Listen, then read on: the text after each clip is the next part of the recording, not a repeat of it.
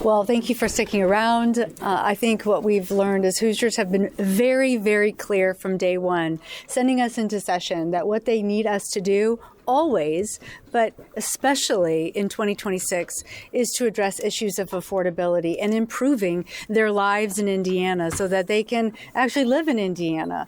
But what we've seen too frequently this session thus far, halfway through, is we've spent a lot of time on more culture wars, on issues that are, political virtue signaling, and at the end of the day, the real loss here is improving the lives of Hoosiers and addressing the affordability costs that the Senate Dems have been laser focused on since we started having our listening sessions, moving from town hall to town hall in our districts. And we walked away going, we need to be laser focused on these issues of affordability when it comes to bringing down housing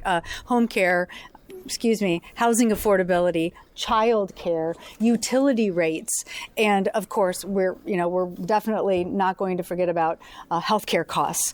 And those are the bills that we filed. And unfortunately, those solutions were offered, but they simply were not heard. So we look forward to seeing what's coming over from the House and trying to find ways that we can continue to move our agenda of affordability forward in those bills. One of the things that was mentioned here is that while you guys want to do more affordability more directly, Republicans are doing it more indirectly with housing, with tax credits, the whole 9 yards, with the child care issue. What's wrong with the way Republicans are doing affordability versus the way you guys are doing affordability? Let's talk specifically about child care. We heard it from the author of the bill. It is a Band-Aid. And it actually doesn't address the fact that we've lost many of our child care centers already by the cuts to reimbursement that we saw over the summer. So now we're going to sort of put a Band-Aid and have an if they can use it. But this is a fund that 3 agencies are going to be needing to dip into to keep the doors open, so to speak. And that's simply not a solution for families across this state. Senate Bill 85, years in the making, passed today. Your thoughts? Years in the making.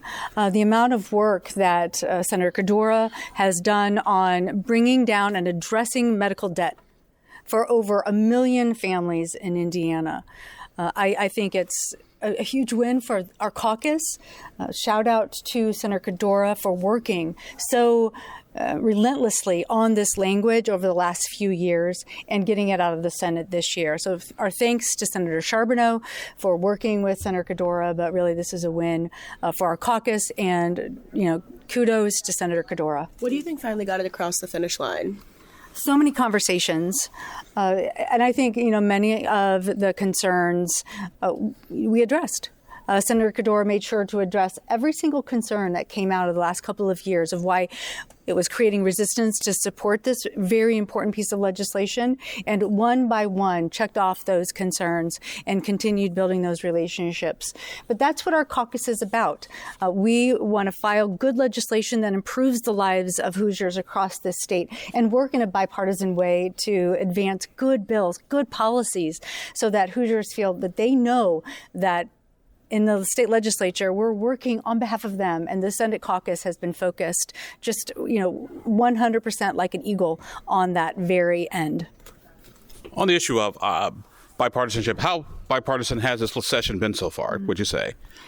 I mean, there have been, of course, you're going to have, this is Statehouse, and values come into play.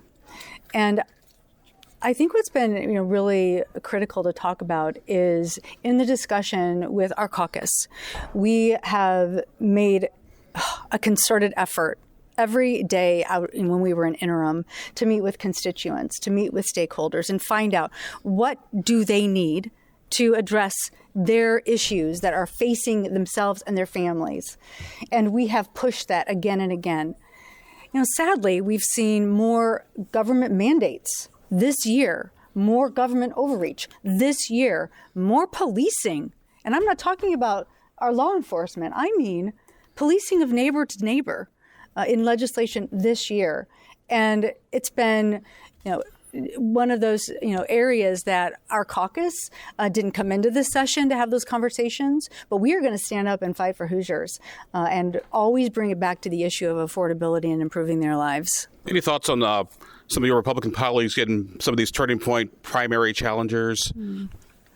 Well, that's, for them to sort out. I know that our caucus is focused on, we've got another half of the session to go, and we're going to be laser focused on what we have been talking about, and that is issues of affordability. But the theory is that if the turning point people get rid of enough incumbent Republicans, they can go after Rod Bray and eliminate him as Senate President pro tem. Obviously, that impacts the entire chamber. So while Republicans do have their own issues, this does impact the entire chamber and the state of Indiana.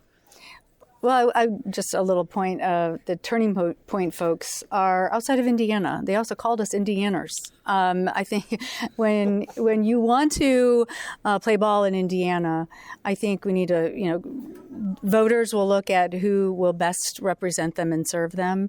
But our caucus leaders are focused on making sure that Hoosiers know they have a real option and somebody who's going to fight for them, and the candidates that we put up as well. Thank you so much. Thank you.